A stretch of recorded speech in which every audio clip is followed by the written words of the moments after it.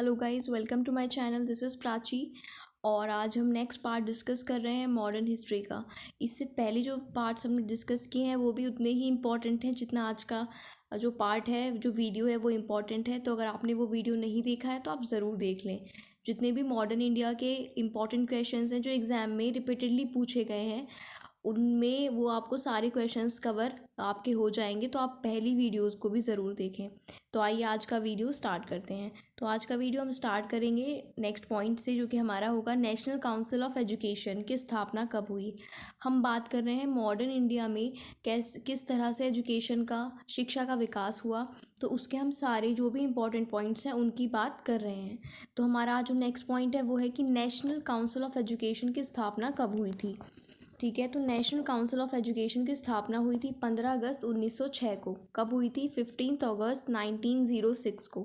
तो आपको याद रखना है कि नेशनल काउंसिल ऑफ एजुकेशन की स्थापना कब हुई थी? 15 अगस्त 1906 को हुई थी। इसके बाद नेक्स्ट क्वेश्चन है, नेक्स्ट पॉइंट है सैडलर आयोग, सैडलर कमीशन किससे रिलेटेड है? तो सैडलर कमीशन रिलेटेड है एजुकेशन से। किससे रिलेटेड है? शिक्षा से। Sadler commission related to education. Next point हमारे पास है शिक्षा में सुधार हेतु ब्रिटिश सरकार ने सैडलर विश्वविद्यालय आयोग नियुक्त कब किया था? तो जैसा कि हम जानते हैं कि सैडलर आयोग रिलेटेड है एजुकेशन से। तो यहाँ पर पूछा है कि ब्रिटिश गवर्नमेंट जो थी उसने सैडलर विश्वविद्यालय आयोग कब नियुक्त किया था? तो ये नियुक्त किया गया था 1917 में। यहाँ पर आपसे ये भी पूछा जाता है कि सैडलर आयोग किससे रिलेटेड है? तो रिलेटेड है एजुकेशन से। और आपसे ये भी पूछा जाता है कि जो सैडलर कमीशन है वो कब इस्टेब्लिश हुआ था? तो 1917 यानी कि 1917 में। ठीक है, आई होप यहाँ तक आपको क्लियर होगा। नेक्स्ट पॉइंट की बात करते हैं, लॉर्ड मैकाले किससे रिलेटेड है? तो लॉर्ड मैकाले भी रिलेटेड है एजुकेशन से, बट इंग्लिश एजुकेशन से। किससे? अंग्रेज़ी शिक्षा से, यानी कि इंग्लिश एजुकेशन से रिलेटेड है लॉर्ड मैकाले। नेक्स्ट पॉइंट की बात करते हैं, भारत के औपनिवेशिक काम में अधोमुखी निस्यंदन सिद्धांत किससे रिलेटेड है? औपनिवेशिक जो काम हो रहा था उन दिनों, तब ब्रिटिश गवर्नमेंट थी, तो उसमें जो अधोमुखी निस्यंदन सिद्धांत कहा जाता है ये किससे रिलेटेड है? तो ये भी एजुकेशन से रिलेटेड है, यानी कि शिक्षा से रिलेटेड है। नेक्स्ट पॉइंट की बात करते हैं, भारत की शैक्षणिक नीति में फिल्ट्रेशन थ्योरी के प्रतिपादक कौन थे? यानी कि भारत की जितनी शिक्षा से रिलेटेड नीति रही हैं तब से, जब से ब्रिटिश गवर्नमेंट थी, तो उस दौरान जो फिल्ट्रेशन थ्योरी थी वो किसने दी थी? फिल्ट्रेशन थ्योरी किसके द्वारा दी गई थी? तो यहाँ पर आंसर हो जाएगा लॉर्ड मैकाले। या और लॉर्ड मैकाले के द्वारा क्या दी गई थी? फिल्ट्रेशन थ्योरी दी गई थी। नेक्स्ट पॉइंट की बात करते हैं, भारत में आधुनिक शिक्षा प्रणाली की नींव कब पड़ी? अगर मॉडर्न इंडिया, मॉडर्न एजुकेशन की बात की जाए, भारत में मॉडर्न एजुकेशन यानी कि आधुनिक शिक्षा, तो उसकी नींव कब पड़ी? तो वो पड़ी 1835 के मैकाले के स्मरण पत्र से। चूँकि लॉर्ड मैकाले रिलेटेड है एजुकेशन से, तो इन्होंने क्या किया, 1835 में एक मैकाले का स्मरण पत्र आया जिसको आधुनिक शिक्षा प्रणाली की नींव कहा जाता है। वो यहाँ तक आपको क्लियर होगा। नेक्स्ट पॉइंट की बात करते हैं, भारत में अंग्रेज़ी शिक्षा कब शुरू की गई, किसके काल में? तो विलियम बेंटिक। ठीक है, विलियम बेंटिक का नाम आपको याद रखना है कि भारत में जो, तो यहाँ पर आपसे क्या पूछा है कि भारत में अंग्रेज़ी शिक्षा कब शुरू की गई? तो विलियम बेंटिक के द्वारा की गई। कब की गई? विलियम बेंटिक के शासनकाल में। नेक्स्ट पॉइंट देखते हैं। नेक्स्ट पॉइंट कहते हैं, भारत में प्रथम 3 विश्वविद्यालय जो कि कलकत्ता, मद्रास और बॉम्बे में बनाए गए, वो कब बनाए गए? बहुत इंपॉर्टेंट क्वेश्चन है। ठीक है, भारत में 3 यूनिवर्सिटीज़ जो कि कलकत्ता, मद्रास एंड बॉम्बे, यहाँ पर बनाई गई, वो कब बनाई गई? तो 1857 में। कब? 1857 में, आपको याद रखना है। नेक्स्ट पॉइंट की बात करते हैं, जिसके सतत प्रयत्नों से बम्बई में पहला महिला विश्वविद्यालय बना, वो कौन थे? बॉम्बे में पहली जो विमेन यूनिवर्सिटी बनी वो किसके प्रयासों से बनी? तो वो बनी है डीके कर्वे के प्रयासों से। यानी किसके हेल्प से उसको बनाया गया बॉम्बे में पहली यूनिवर्सिटी को?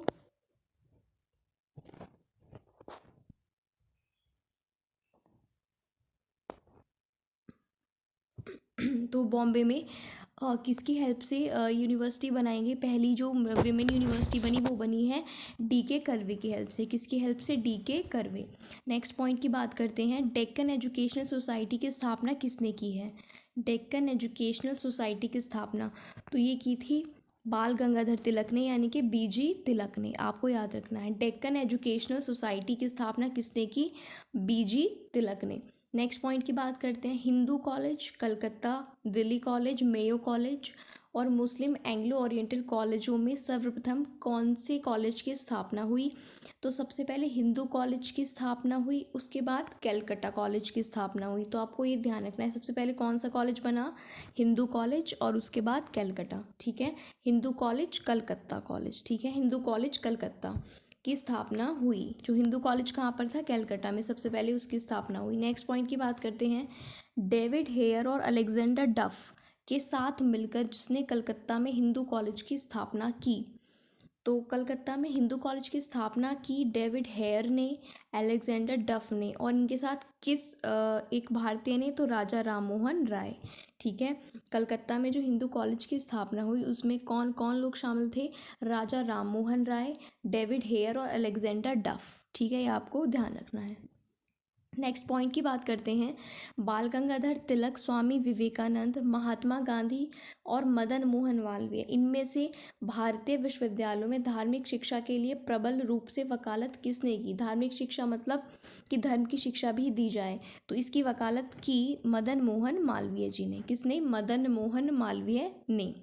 नेक्स्ट पॉइंट है, बनारस हिंदू विश्वविद्यालय का शिलान्यास किसने किया? इनॉग्रेशन। ठीक है, तो बनारस हिंदू विश्वविद्यालय का शिलान्यास किया था लॉर्ड हार्डिंग ने। ठीक है, उस समय बनारस हिंदू विश्वविद्यालय का जो शिलान्यास किया था वो किया था लॉर्ड हार्डिंग ने।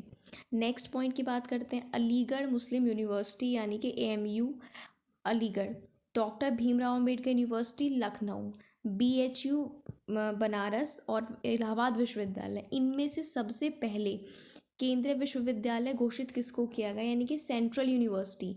इन सब ऑप्शंस में से सबसे पहले सेंट्रल यूनिवर्सिटी किसको घोषित किया गया? तो अच्छा क्वेश्चन है, ये एग्जाम में पूछा जाने वाला क्वेश्चन है। तो बनारस हिंदू विश्वविद्यालय वाराणसी यानी कि BHU को सबसे पहले सेंट्रल यूनिवर्सिटी घोषित किया गया। नेक्स्ट पॉइंट, अब बात हम करने जा रहे हैं आधुनिक भारत में प्रेस के विकास की, डेवलपमेंट ऑफ प्रेस। प्रेस का किस तरह से जो मॉडर्न इंडिया था उसमें प्रेस का किस तरह से विकास होता है, उसके कुछ इंपॉर्टेंट पॉइंट्स की हम बात यहाँ पर करेंगे।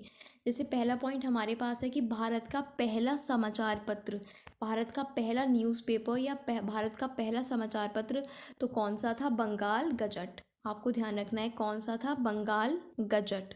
नेक्स्ट पॉइंट हमारे पास है वेलेज़ली, हेस्टिंग्स, जॉन एडम्स और डलहौजी में से सबसे पहले प्रेस सेंसरशिप लागू की थी।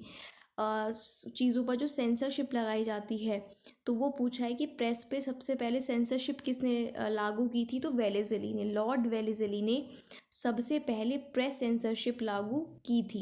किसने? वेलेज़ली ने। नेक्स्ट पॉइंट हमारे पास है 1878 का वर्नाकुलर प्रेस एक्ट किसने रद्द किया था? तो जो 1878 का वर्नाकुलर प्रेस एक्ट आया था उसको रद्द किया था, तो किसने रद्द किया था? लॉर्ड रिपन ने रद्द किया था। ठीक है, तो प्रेस सेंसरशिप किसने लागू की थी? वेलेज़ली ने। जबकि 1878 का जो वर्नाकुलर प्रेस एक्ट आया था उसको रद्द किया था किसने? लॉर्ड रिपन ने। लॉर्ड रिपन ने 1878 के वर्नाकुलर प्रेस एक्ट को रद्द किया था। नेक्स्ट पॉइंट की बात करते हैं। वर्नाकुलर प्रेस एक्ट का प्रवर्तन किया, मतलब इसको कौन लेकर आया था? तो वर्नाकुलर प्रेस एक्ट को का प्रवर्तन किया था लॉर्ड लिटन ने, लेकिन इसको रद्द किया था रिपन ने। ये ध्यान रखना है आपको, लॉर्ड लिटन ने वर्नाकुलर प्रेस एक्ट का प्रवर्तन किया था जबकि इसको रद्द किया था लॉर्ड रिपन ने। नेक्स्ट पॉइंट देखते हैं। वह गवर्नर जनरल जिसके समय भारतीय भाषा प्रेस अधिनियम समाप्त किया गया, यानी कि भारत की जो भाषा थी उसका जो अधिनियम बना हुआ था भारतीय भाषा प्रेस अधिनियम जो बना हुआ था उसको समाप्त किया था लॉर्ड रिपन ने। ठीक है, भारतीय भाषा प्रेस अधिनियम को किसने समाप्त किया था? तो लॉर्ड रिपन ने। नेक्स्ट पॉइंट देखते हैं। नेक्स्ट कहता है पत्रकार के कर्तव्य का निर्वहन करते हुए जेल जाने वाले पहले भारतीय, मतलब वो पत्रकार का एक कर्तव्य निभा रहे थे, तो वो कौन से भारतीय थे जो ये काम करते हुए जेल गए? तो वो थे बाल गंगाधर तिलक यानी कि BG तिलक। बाल गंगाधर तिलक वो पहले भारतीय पत्रकार के रूप में थे जो जेल गए। बाल गंगाधर तिलक आपको याद रखना है। नेक्स्ट पॉइंट है अमेरिका में फ्री हिंदुस्तान अखबार किसने शुरू किया था? फ्री हिंदुस्तान न्यूज़पेपर अमेरिका में किसने शुरू किया था? तो तारकनाथ दास। किसने? तारकनाथ दास ने शुरू किया था फ्री हिंदुस्तान। नेक्स्ट पॉइंट है फारसी साप्ताहिक मिरातुल अखबार को किसने प्रकाशित किया था? आपसे पूछा है कि एक साप्ताहिक वीकली जो अखबार था मिरातुल अखबार, और ये फारसी था, फारसी भाषा का था, मिरातुल अखबार, इसको प्रकाशित किया था राजा राममोहन राय ने। किसने किया था मिरातुल अखबार को प्रकाशित? राजा राममोहन राय।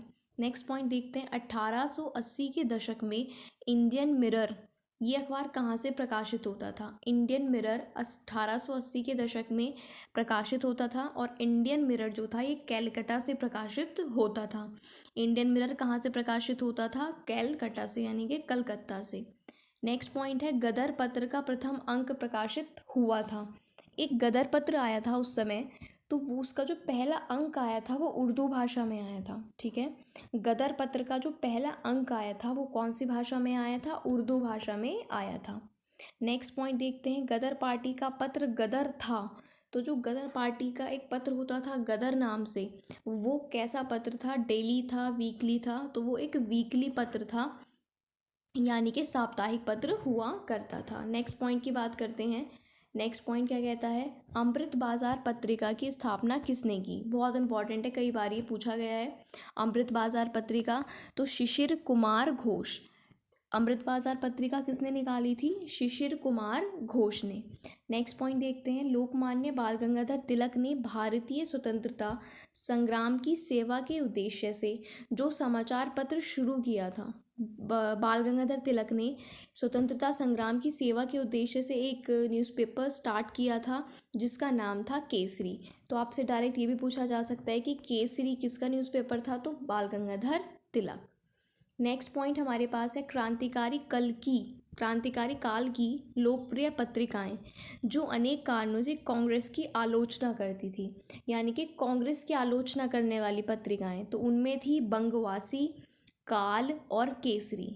ठीक है, जो बंगवासी, काल और केसरी पत्रिकाएं थी ये क्या करती थी? कांग्रेस की आलोचना करती थी। नेक्स्ट पॉइंट की बात अगर हम करें, वह समाचार पत्र जिन्होंने भारतीय स्वतंत्रता संग्राम के काल में क्रांतिकारी आतंकवाद की वकालत की। क्रांतिकारी आतंकवाद मतलब कि वहाँ पर जो अगर कुछ क्रांतिकारी घटनाएं हो जाती हैं तो उनका समर्थन किया किन समाचार पत्रों ने? तो उनमें था संध्या, युगांतर और काल। ठीक है, संध्या, युगांतर और काल। नेक्स्ट पॉइंट देखते हैं सोम प्रकाश, ये किसने शुरू किया था? तो सोम प्रकाश एक समाचार पत्र हुआ करता था उस समय, तो उसको किसने शुरू किया था? तो ईश्वर चंद्र विद्यासागर। समाचार पत्र सोम प्रकाश किसका है? तो ईश्वर चंद्र विद्यासागर जी का। नेक्स्ट पॉइंट की बात करते हैं new India, leader, young India और फ्री प्रेस जनरल अखबारों में से मुख्यतः उदारवादियों की नीतियों का प्रचारक कौन था? मतलब ये जो ऑप्शंस आपको गिवन है, new India, leader, young India, free press, इन अखबारों में से कौन सा था जो उदारवादी नीतियों का प्रचार करता था कि लड़ाई झगड़े से दूर रहे, आराम से काम लें, इस तरह की बातें?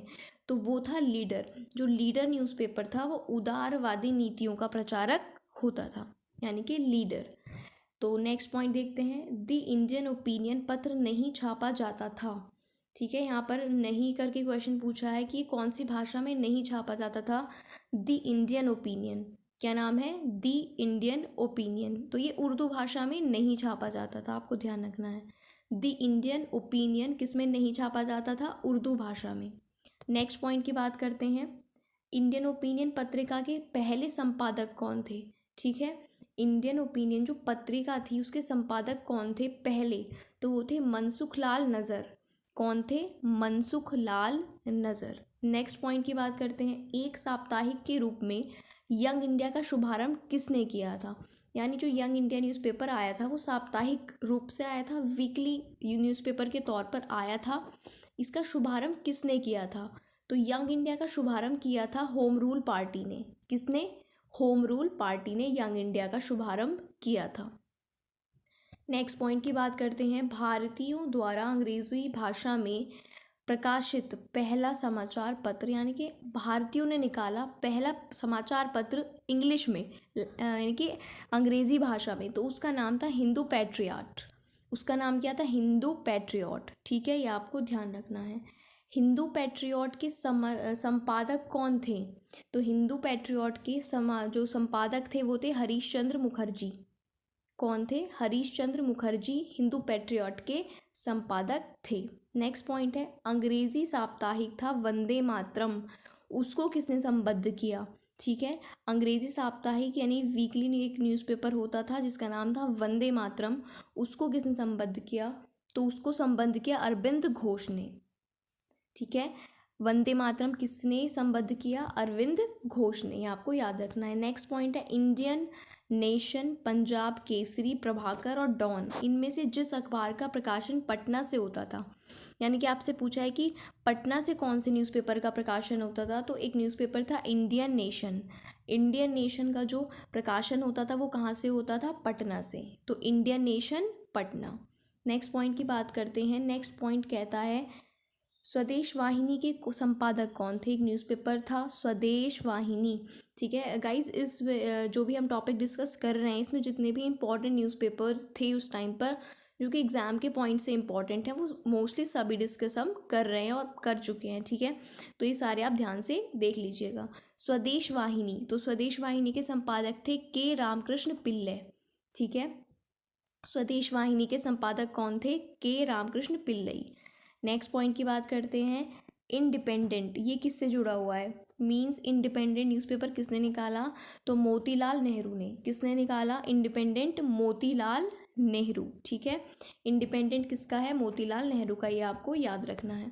अब कुछ न्यूज़पेपर्स हैं जिनकी जो लैंग्वेज पूछी जाती है कि ये समाचार पत्र कौन सी भाषा का था, तो जैसे कि भारत मित्र था, तो भारत मित्र हिंदी भाषा का न्यूज़पेपर था। ठीक है, एक होता था राष्ट्रमत, राष्ट्रमत था मराठी, मौ से याद रखना मराठी। भारत मित्र हिंदी का न्यूज़पेपर था।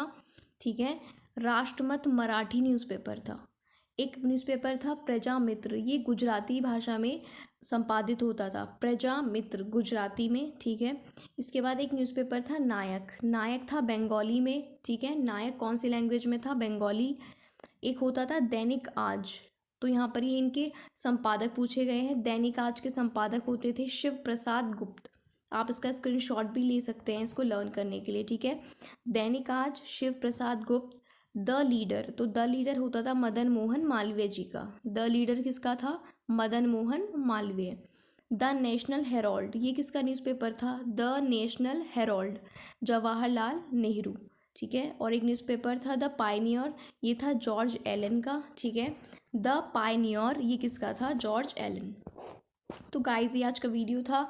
आई होप आपको अच्छा लगा हो। अगर अच्छा लगा हो तो आप वीडियो को लाइक ज़रूर करें और अपने 1 से 2 फ्रेंड्स के साथ आप शेयर भी कर सकते हैं। और अगर आप चैनल पर नए हैं तो सब्सक्राइब भी ज़रूर करें। Thank you for watching.